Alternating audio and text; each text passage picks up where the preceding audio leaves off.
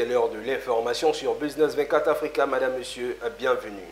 Au titre de l'actualité, le top départ du podcast légendaire a été donné.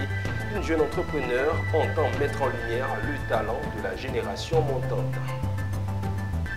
Une convention vise à mutualiser les efforts des deux institutions en vue de renforcer la prévention et la lutte contre l'utilisation illicite des matières nucléaires et radioactives. On aura des précisions dans un court instant.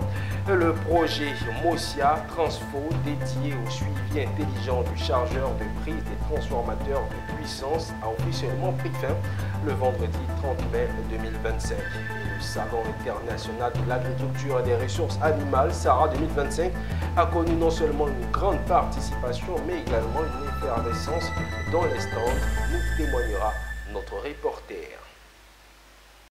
Nous ouvrons ce journal avec cette bonne nouvelle pour les entrepreneurs.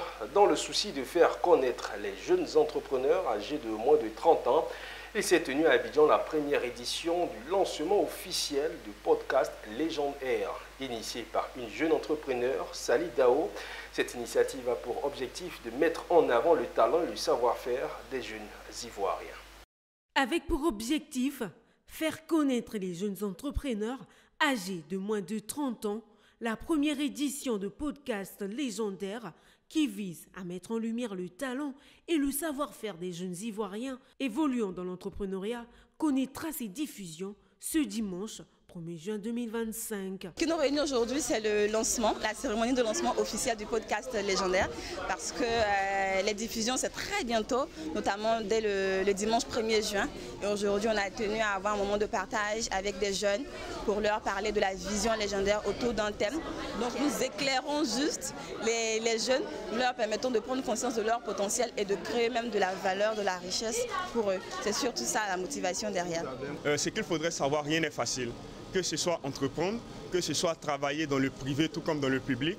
Chaque domaine vient avec son lot de challenges, mais il faudrait simplement affronter ces challenges-là, surtout avec détermination. Mais pour ceux qui sont particulièrement dans le domaine de l'entrepreneuriat, ce que je leur dirais, au-delà de tout, c'est surtout la résilience. En fait, ça a été une expérience très enrichissante où nous avons parlé de l'entrepreneuriat surtout, entrepreneuriat pour les jeunes. Parce qu'actuellement, le ministère public étant majoritaire pour la population ivoirienne. Donc ce panel nous a vraiment aidé, nous a instruit sur comment nous investir étant étudiants. Une initiative hors pair et un panel de haut niveau ont captivé l'attention des jeunes entrepreneurs et même les étudiants.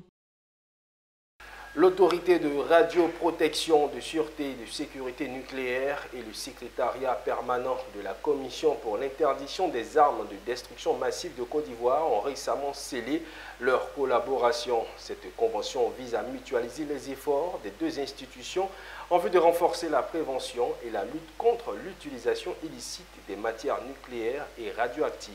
Le commentaire de Mondésir Nascimento. C'est un point fort de son plan stratégique 2024-2026, garantir en Côte d'Ivoire, à l'horizon 2026, un environnement sain de sûreté et de sécurité nucléaire. Cette mission n'a pas changé, mais se fera avec des partenaires. C'est pourquoi récemment, l'autorité de radioprotection, de sûreté et de sécurité nucléaire et le secrétariat permanent de la Commission pour l'interdiction des armes de destruction massive de Côte d'Ivoire ont signé une convention. Elle vise à mutualiser les efforts des deux institutions en vue de renforcer la prévention et la lutte contre l'utilisation illicite des matières nucléaires et radioactives. À cette occasion, le président du Conseil de régulation a souligné l'importance stratégique de cette convention, mettant en exergue la nécessité d'une synergie renforcée entre les deux institutions pour anticiper, contrer et neutraliser toute tentative d'utilisation non autorisée de matières nucléaires ou radioactives. Une atteinte par des armes nucléaires ou radiologiques, c'est quelque chose d'extrêmement important. C'est donc à juste titre que la convention qui vient d'être signée, vraiment c'est quelque chose qui devait l'être depuis longtemps. Mais il fallait un travail assez sérieux au préalable, ce qui a été fait par les deux équipes pendant des années. Pour sa part, le secrétaire permanent du CIADMC, le général de brigade Amichia Kwao, a salué cette initiative qu'il considère comme une réponse concrète aux défis sécuritaires contemporains. Cette convention témoigne pour lui l'engagement de la Côte d'Ivoire à placer la sécurité des populations, la protection de son territoire et le respect de ses engagements internationaux au cœur de ses priorités. Aujourd'hui, cet accord que nous signons avec l'ASN, en fait, nous permettra d'être beaucoup plus efficaces.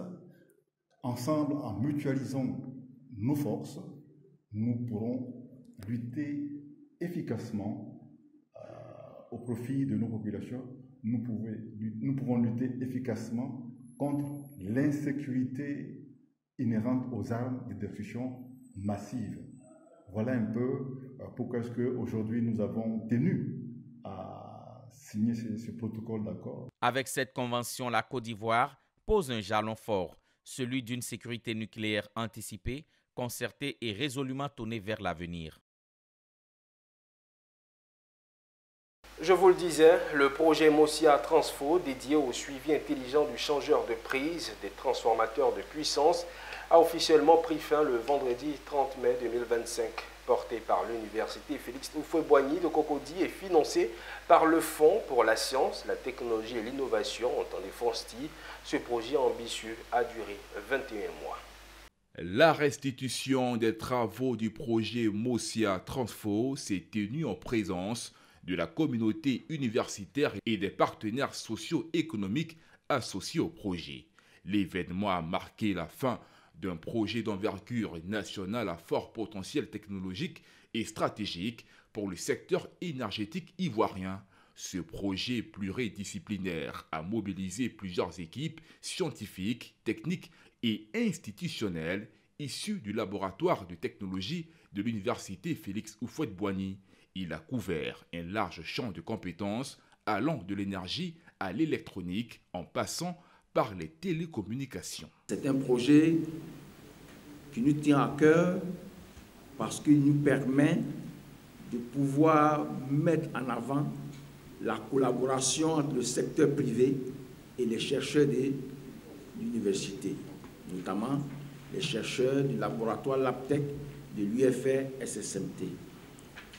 Et nous croyons fondamentalement en cette coopération, en cette collaboration, parce qu'elle est gage de justement ce que nous voulons faire au niveau de la recherche dans notre institution, c'est de pouvoir inclure des travaux de recherche qui impactent la société. C'est un projet qui porte sur le monitoring, le diagnostic. Ça va aider les équipes de la maintenance pour les équipements sensibles comme les transformateurs de puissance.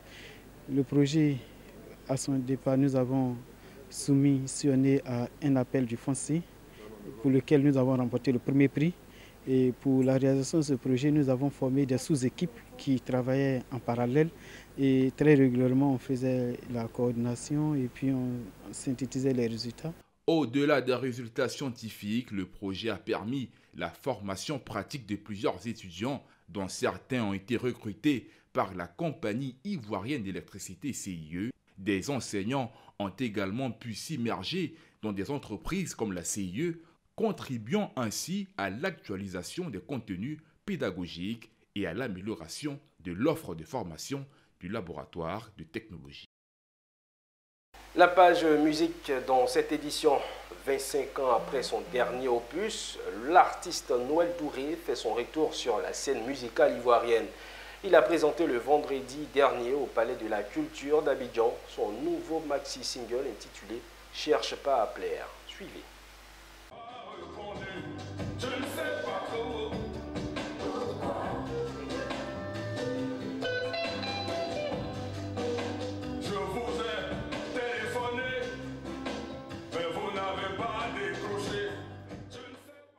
Angabayo, Gagnoa, Je vous ai salué et Enfant béni, ce sont les 4 titres qui forment le nouveau maxi-single de Noël Douré. La couleur musicale, le djek. Ce rythme qu'il a révélé, mêlé aux paroles bêtées et à un français chargé de sens.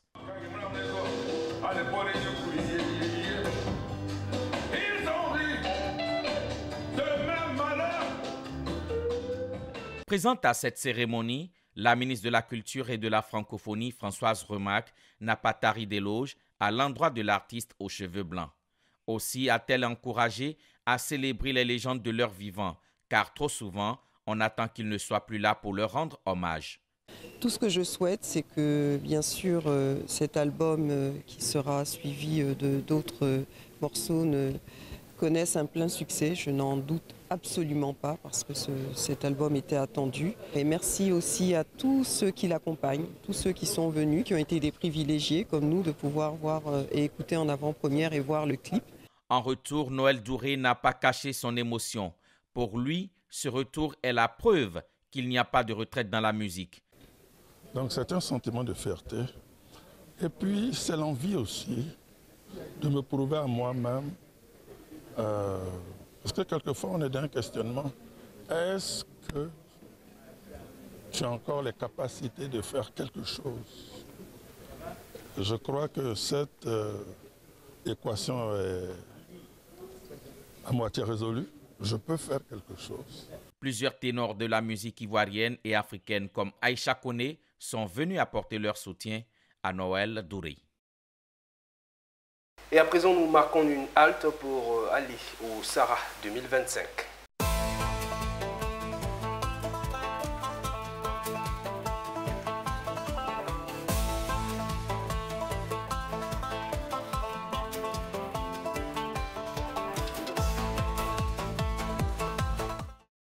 Et nous sommes au parc des expositions d'Abidjan pour parler du Sahara 2025, toujours en compagnie de Alan Itoua. Bienvenue Alan. Merci Anja, c'est bien. L'expertise chimique présente au Sahara 2025 n'a pas manqué de présenter ses innovations.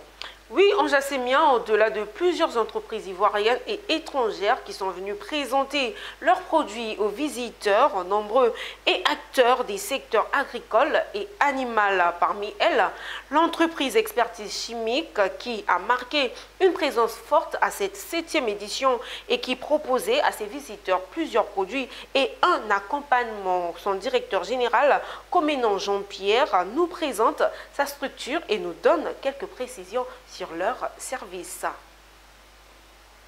Cette année, le Sahara se passe très bien, très bien. On a commencé tout lentement, mais plus nous avançons vers la fin, il y a du monde, il y a du monde qui nous visite et c'est vraiment très bien. Cette année, c'est une très belle fête qui se passe au Sahara. Oui, Expertise Chimique, comme le disons, nous sommes le partenaire sûr en chimie et nous parlons de la chimie dans le domaine de l'agriculture. Donc, si l'agriculture veut se transformer, donc quand on parle de la transformation et de l'industrialisation de l'agriculture, il faut nécessairement parler de la chimie. Donc, nous parlons de la chimie à tous ceux qui veulent entendre parler de la chimie, tous ceux qui veulent comprendre ce que c'est la chimie dans le domaine de l'agriculture. C'est le principal, mais toute la population est concernée par la chimie. Donc, c'est pour cela que tous ceux qui passent devant nos stands, à nos stands, nous leur parlons de la chimie parce que la chimie c'est la vie. La chimie c'est la vie. L'oxygène que nous respirons c'est de la chimie. L'eau c'est H2O. Donc tout est chimie. Donc nous parlons de la chimie à tout le monde et particulièrement aux agriculteurs. Il y a 2 ans, aujourd'hui 2025, nous avons atteint un certain niveau. Nous avons renforcé nos capacités. Et nous intervenons sur plusieurs clients dans le domaine de l'agriculture, notamment les structures de cacao, les structures de caoutchouc, les structures d'huile de palme et bien d'autres structures. Et donc aujourd'hui, en 2025, nous avons la capacité intellectuelle, la capacité technique, la capacité en termes de produits et de compétences pour pouvoir faire face aux besoins de l'agriculture. Je précise bien, l'accompagnement de Expertise Chimique pour les agriculteurs s'impose. Parce que quand on parle d'agriculture, à un certain moment, on parlera de la transformation, on parlera de l'industrialisation. On ne peut pas transformer l'agriculture sans penser à la chimie. Pourquoi? Parce que dans la transformation, il y a des tests à faire pour qu'on puisse passer d'une étape A à une étape B. Donc pour passer des étapes A à une étape B, il faut faire des tests. Or, pour faire des tests, il faut faire la chimie. Il faut envoyer des produits chimiques pour faire les tests. Donc nécessairement, la chimie s'impose aux agriculteurs.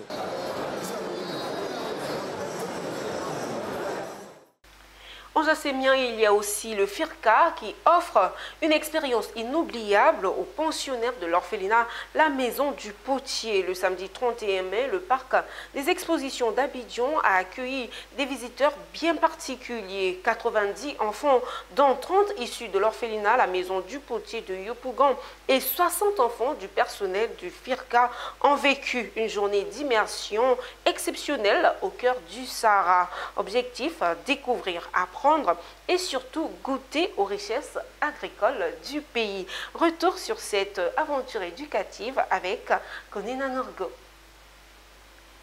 Ils sont curieux, enthousiastes, les yeux brillants d'excitation. Pour ces 90 enfants, le salon de l'agriculture et des ressources animales, le Sahara, se transforme en terrain de découverte. À l'initiative du FIRCA, les pensionnaires de la Maison du Potier de Yopougon et les enfants du personnel plongent dans l'univers du monde agricole ivoirien. Premier arrêt, le stand du Conseil du coton et de la Nacarde. Ici, les enfants touchent, sentent et apprennent. À l'intérieur de cette coquille dure? Exactement. À l'intérieur de cette coquille. Puis, cap sur le cacao, fleuron de l'économie ivoirienne. Chez Sako, les enfants découvrent la transformation des fèves et surtout savourent un chocolat bien de chez nous. Enfin, les stands animaliers les émerveillent. Un contact direct avec la nature, les réalités rurales, souvent éloignées de leur quotidien urbain. J'ai très bien accueilli et ça me fait plaisir déjà de voir aussi les enfants qui sont sortis de la zone de confort venir visiter aussi quelques stands comme l'agriculture. Aujourd'hui, le FIRCA nous a invités pour venir visiter au Sahara. Ce que j'ai aimé plus, c'est l'agriculture. Ils ont beaucoup parlé de l'agriculture, de l'élevage, les choses de la terre. Ils ont parlé de ça. Je les remercie beaucoup de nous avoir fait découvrir ce merveilleux endroit. Nous les remercions. Le FIRCA est une entreprise citoyenne, une entreprise responsable et notre politique de responsabilité sociale, environnementale et inclusive n'est pas simplement liée aux actions que nous développons. Nous voulons porter du bonheur à ceux avec qui nous travaillons et on ne peut pas être heureux tout seul. Donc ce n'est pas une action isolée, ce n'est pas notre première fois de le faire. Chaque fois qu'il y a ces types d'occasions, lors des Sahara passés, nous avons invité également aussi des enfants venant d'autres institutions et de notre entourage.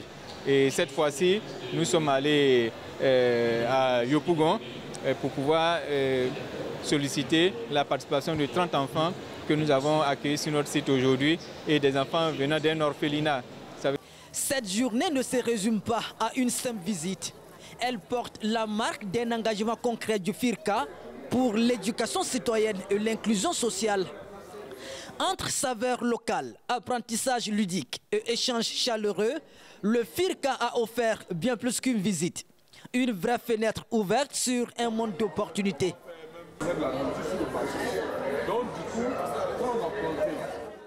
Connu pour être le 5e acteur mondial de l'industrie de la protection des végétaux, quelles sont les offres de Calivoire au Sahara 2025?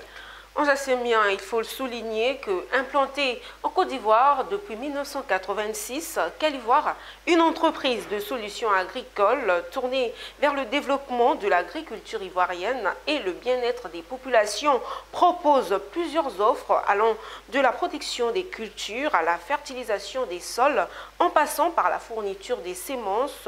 Elle propose aussi des solutions d'hygiène publique, des formations et accompagne des ONG et coopératives. Calivoire a donc profité de son passage au Sahara pour présenter ses solutions dédiées au développement durable. On l'écoute.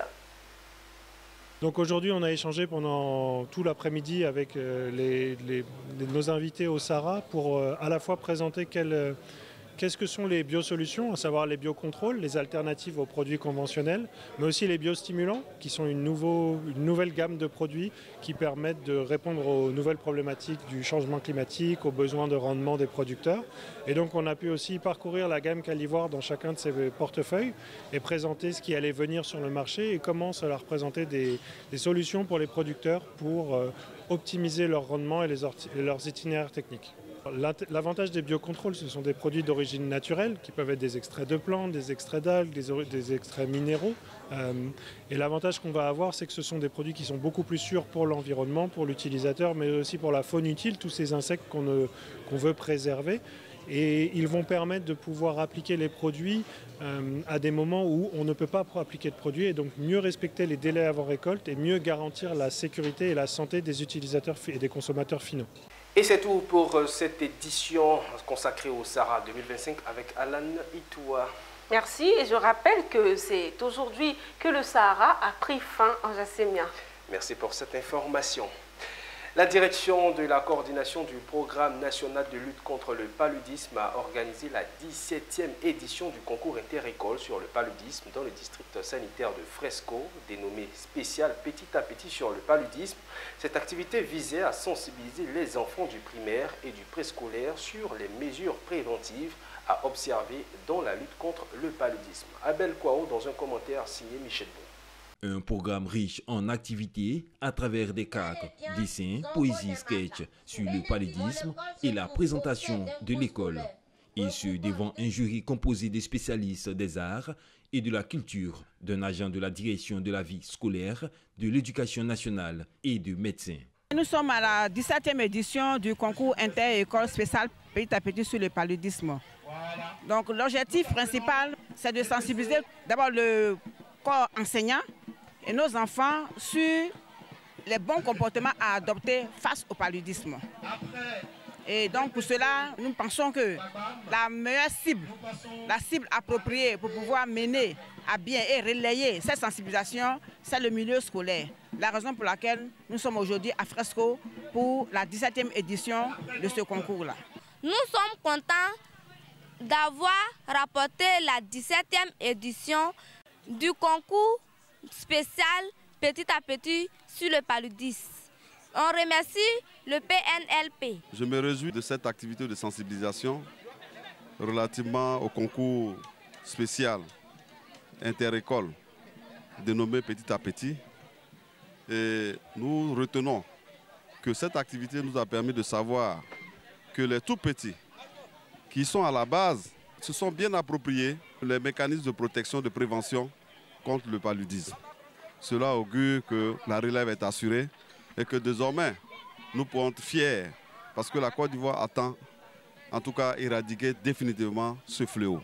Au total, ce sont 106 écoles qui ont pris part à cette formation avec 16 000 enfants sensibilisés et 352 enseignants qui ont participé à ce concours spécial Petit à Petit sur le paludisme. Merci.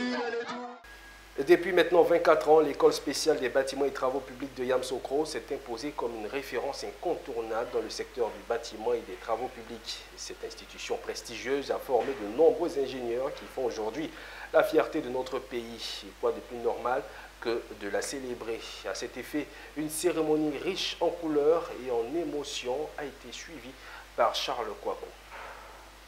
L'édition 2025 de la JEF a été articulée autour d'un thème d'une pertinence stratégique, l'Afrique stratégique, l'intelligence économique, logistique et transformation locale au service de la croissance durable. Notre association a été créée dans le but de valoriser le potentiel de ses membres, non seulement en plus de la formation académique universitaire que nous recevons à l'INPHB, nous avons aussi l'expérience professionnelle. Donc il y a des aînés qui sont des dévanciers, qui ont pu faire preuve d'excellence pour inspirer les jeunes cadets que nous sommes actuellement en formation, pour nous montrer la culture même de l'excellence et du savoir-faire et du savoir-vivre également. À travers une série de conférences, panels de haut niveau, débats interactifs, les participants ont exploré des solutions concrètes et innovantes pour stimuler la compétitivité des économies africaines, encourager la transformation structurelle par la valorisation de la production locale et renforcer la souveraineté économique du continent face aux enjeux mondiaux. Les différentes interventions ont été animées par des experts émergents du secteur financier ainsi que par des entrepreneurs à fort impact qui ont partagé leur expérience, J'ai été là il y a une trentaine d'années, je comprends les difficultés qu'ils peuvent ressentir, je comprends aussi les enjeux qu'ils peuvent avoir et je pense que le conseil que nous on peut leur donner c'est un conseil de persévérance. De se lancer, ceux qui pensent, qui ont l'aptitude, qui ont l'appel de l'entrepreneuriat, de saisir l'opportunité de se lancer. Avant, on disait que les ECS étaient très timorés. Donc certaines écoles, je ne vais pas les citer ici, prenaient le dessus sur nous. Aujourd'hui, nous affirmons notre expertise avec ce genre d'activité et il faut continuer de ce sens, montrer au secteur privé et au secteur public que les ECS sont les leaders du monde économique en Côte d'Ivoire. Le point culminant de la journée a été marqué par la finale du concours débat, un moment fort qui a mis en lumière la compétence oratoire, la rigueur intellectuelle et l'esprit critique des jeunes étudiants en formation. Il s'est tenu récemment la 5e édition de la journée promotionnelle de l'excellence du groupe scolaire Temoko Diarra de Poniakele. Le fondateur de ce temple du savoir a primé plus de 60 élèves, une action qui va susciter le goût de l'effort sur les autres et les encourager à faire plus. Nous témoigne Ouattara Daouda. Ils sont plus de 60 élèves issus du groupe scolaire Temoko Diarra de Poniakele qui viennent d'être honorés ce dimanche par le fondateur. Une initiative qui vise à promouvoir l'excellence au sein de cet établissement. Papa Amidou Diarra, nous vous disons merci pour ce bel édifice mis à notre disposition et à la disposition de l'éducation nationale, afin de bénéficier d'une formation de qualité. Par ces prix que vous offrez ce matin à nos apprenants, ce sont des élèves qui pourront non seulement aborder la nouvelle année 2025-2026 avec quiétude et sérénité, mais c'est aussi par la même occasion que vous soulagez les parents d'élèves par l'équipe que les élèves ont reçue ce matin. Au-delà des récompenses, vous encouragez les enfants, mais vous créez par la même occasion une saine émulation entre les moins bons et les plus bons. Cette concurrence est de nature à améliorer les résultats scolaires. M. Amidou Diarra a su s'inscrire dans la vision du président de la République, son Excellence Alassane Ouattara, à savoir participer chacun, à quelque niveau que ce soit, au développement de notre pays. L'occasion m'est donnée de vous féliciter, chers enfants, et de vous encourager à toujours vous mettre au travail, car le travail seul paye, afin de mériter la confiance placée en vous. Cette 5e édition a permis de reconnaître et de récompenser la performance des apprenants. Selon le promoteur Amidou Diarra, cette journée vise à semer l'humiliation entre les élèves. Nous sommes donc à la 5e édition, comme vous l'avez dit, de la journée promotionnelle de l'excellence qui se passe depuis l'ouverture de l'établissement, qui a pour objectif de célébrer les meilleurs élèves de notre établissement, mais également d'encourager ceux qui n'ont pas pu être mis à la lumière aujourd'hui, de sorte à faire perpétuer une sorte d'émulation entre les enfants pour les rendre de mieux en mieux meilleurs. Créé en 2020, le groupe scolaire Temoko Diarra est un établissement primaire et secondaire confessionnel, conforme au programme éducatif ivoirien. En plus du français et l'arabe, les élèves apprennent l'allemand et l'anglais. Et toujours dans l'excellence, l'inspection de l'enseignement préscolaire primaire IEPI de San Pedro Bardo a organisé la 6e édition de la journée de l'excellence dans la municipalité de San Pedro. Cet événement avait pour but d'encourager et féliciter les collaborateurs et même les élèves après les efforts fournis et démontrer aux yeux des parents que l'école offre aux enfants plusieurs domaines favorables à leur réussite professionnelle. Abel Kouaou dans un commentaire signé Michel Brou. La journée de l'excellence est devenue une tradition à l'IEPP San Pedro Bardo. Son objectif est de mettre en lumière les réalisations des élèves et de leur offrir une plateforme pour recevoir des encouragements bien mérités. Ce moment de célébration permet également de rappeler aux parents l'importance de l'éducation et de l'environnement scolaire dans le développement de leurs enfants. Lors de cette journée, des prix ont été remis aux élèves ayant obtenu des résultats exceptionnels dans diverses matières académiques. Les enseignants ont également été honorés pour leur dévouement et leur contribution à l'éducation des élèves. Nous avons initié cette journée de l'excellence pour encourager, féliciter et motiver de plus nos enseignants et nos personnels dans le travail. Et aussi féliciter nos enfants qui se sont démarqués par le travail, les encourager, les féliciter pour qu'ils puissent continuer toujours à aller dans cet élan-là pour être toujours devant, être les meilleurs, pour qu'on ait vraiment de bons cadres pour notre pays demain. Je suis très heureux d'avoir pu être là, aux côtés des enseignants du primaire, notre première famille. Sans eux, nous n'aurons pas d'étudiants au niveau du supérieur. Donc j'exhorte l'ensemble du personnel enseignant, que ce soit du préscolaire ou du primaire ou du secondaire, à toujours travailler dans la discipline, de sorte que nous, au supérieur, nous puissions récolter ce qu'ils auront bien formé plus bas. Cette célébration à l'IEPP San Pedro Bardo joue un rôle important dans la construction d'un avenir prometteur pour les jeunes générations. Grâce à la collaboration de tous les acteurs impliqués, l'IEPP San Pedro Bardo se positionne comme un modèle d'excellence éducative, inspirant d'autres institutions à suivre cet exemple.